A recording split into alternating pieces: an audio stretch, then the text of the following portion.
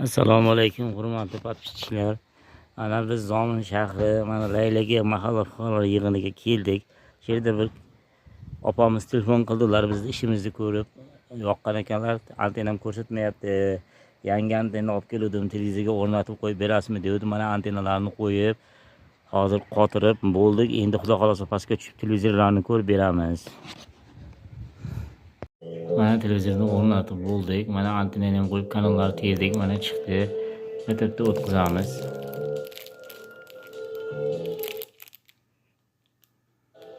Yoki odam ishmikan.